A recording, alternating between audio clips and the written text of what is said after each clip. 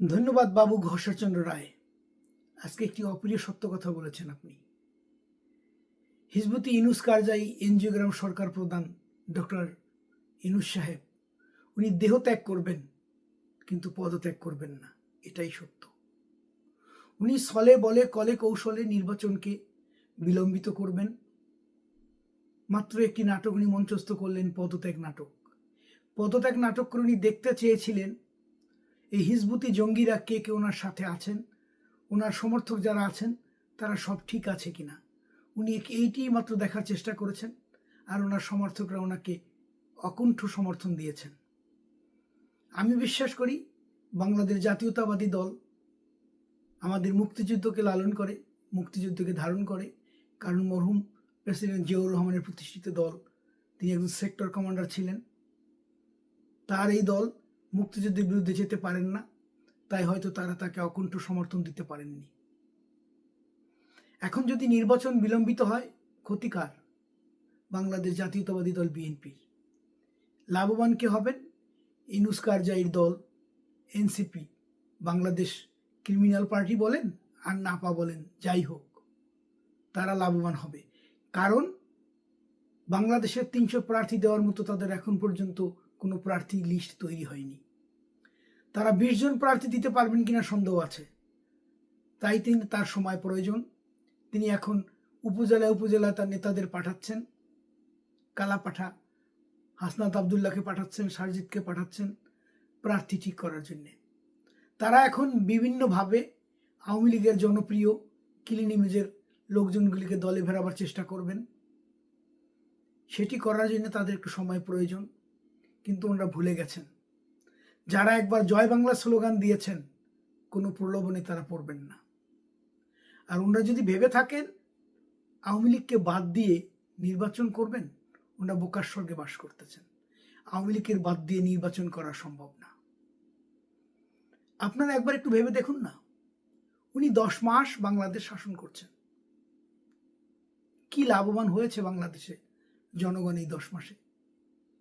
আমরা এখন দারিদ্র সীমার নিচে যাচ্ছি। একের পর এক গার্মেন্টস ফ্যাক্টরি বন্ধ হয়ে যাচ্ছে, গার্মেন্টস অর্ডার আসা বন্ধ হয়ে যাচ্ছে। আমরা কোন দিকে যাচ্ছি?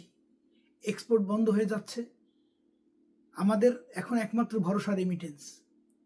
আর যদি রেমিটেন্স বন্ধ হয়ে যায়, কাল বাংলাদেশ দুর্ভিক্ষের কবলে পড়বেন। আগামী 2 মাস পরে যে বাংলাদেশ দুর্ভিক্ষের দিকে যাচ্ছে তাতে কোনো সন্দেহ নেই, কারণ বাংলাদেশের একের পর এক ফ্যাক্টরি বন্ধ হয়ে যাচ্ছে। 30 থেকে 40 লাখ লোক বেকার হয়ে গেছেন। যদিও এই বেকার হলে ওনার লাভ, কারণ এই গার্মেন্টস ফ্যাক্টরিতে যারা কাজ করতেন তারা ম্যাক্সিমাম গ্রামীণ ব্যাংকের গ্রাহক ছিলেন। ক্ষুদ্র ঋণ নিয়ে ঋণের ভারে জর্জরিত হয়ে এলাকা ছেড়ে এসে গার্মেন্টসে কাজ ধরেছিলেন, কাজ করছেন। এই গার্মেন্টসগুলি বন্ধ হলে আবার এরা গ্রামে যেতে হবে, ওনার ক্ষুদ্র ঋণ ব্যবসা আবার ভালো করে চালু হবেন। উনি এটাই চাচ্ছেন। একবার ভেবে দেখুন তো, এই 10 মাসে ওনাকে দ্বারা বাংলাদেশের কি লাভ হয়েছে? উনি একজন সফল ব্যবসায়ী। উনি ওনার বাণিজ্য ঠিকই করে নিয়েছেন।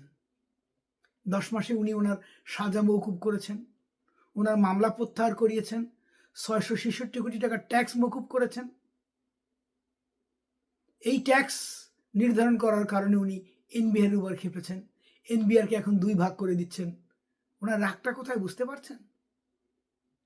বাংলাদেশের কোনো উন্নয়ন হোক বা না হোক, ওনার কিন্তু হয়েছে। উনি ম্যান পাওয়ারের লাইসেন্স নিয়েছেন, উনি গ্রামীণ ইউনিভার্সিটির লাইসেন্স নিয়েছেন, উনি ডিজিটাল ওয়ালেটের লাইসেন্স নিয়েছেন, উনি স্টারলিংকের সাথে চুক্তি করেছেন। স্টারলিংক বাংলাদেশে ব্যবসা করবে। এই চুক্তি তো বাংলাদেশ সরকারের সাথে হওয়ার কথা ছিল, এটি গ্রামীণ ব্যাংকের সাথে হলো কেন? উনি এখন যেটা বুঝতে পেরেছেন যে বাংলাদেশিদের বিদেশে গিয়ে চাকরি করা ছাড়া কোনো পথ নেই, কারণ উনি একের পর এক গার্মেন্টস ফ্যাক্টরি বন্ধ হতে সাহায্য করছেন। তাই উনি এখন ম্যান পাওয়ারের লাইসেন্স নিয়েছেন। উনি আবার ধাপ্পাবাজি শুরু করবেন, এই ম্যান পাওয়ারের মাধ্যমে লোক বিদেশ পাঠাবেন। ওনার কিন্তু কোনো লোভ নেই, উনি একদম নির্লোভ মানুষ। তাই লাইসেন্স কার জন্যে? ডিজিটাল ওয়ালেট কার জন্যে? ম্যান পাওয়ারের লাইসেন্স কার জন্যে? গ্রামীণ ব্যাংকের রাষ্ট্রীয় 25% মালিকানা 10% করা কার স্বার্থে? এগুলো কি একবারও ভেবে দেখেছেন? এই বুড়ো শেয়াল সবকিছু ছাড়তে পারে, লোভ ছাড়তে পারে না। যে শেয়াল একবার মাংস খাওয়া শিখেছে, সে কখনো মাংসের লোভ ছাড়তে পারে না। দেখুন না, সব চাকরিরই একটা বয়সসীমা আছে। উনি যখন গ্রামীণের এমডি ছিলেন, এমডির পদ ছিল ৬৬ বছর, উনি সেটা ছাড়তে চাননি। উনি ৮৪ বছর বয়সে এসে উপদেষ্টার পদ নিয়েছেন। আপনাদের কি ধারণা উনি এটি স্বেচ্ছায় ছাড়বেন?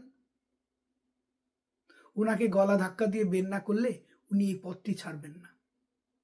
আপনারা যারা এখন আওয়ামী লীগের বিরোধিতার খাতিলে ওনার পেছনে নাচছেন, দুদিন পরে আপনারাই কাঁদবেন। যারা এখন আওয়ামী লীগের নেতাকর্মীদের বাড়িঘর ভাঙছেন, আওয়ামী লীগের নিরীহ নেতাকর্মীদের নির্যাতন করছেন, ভাবার কোনো কারণ নেই আপনারা এর প্রতিদান পাবেন না।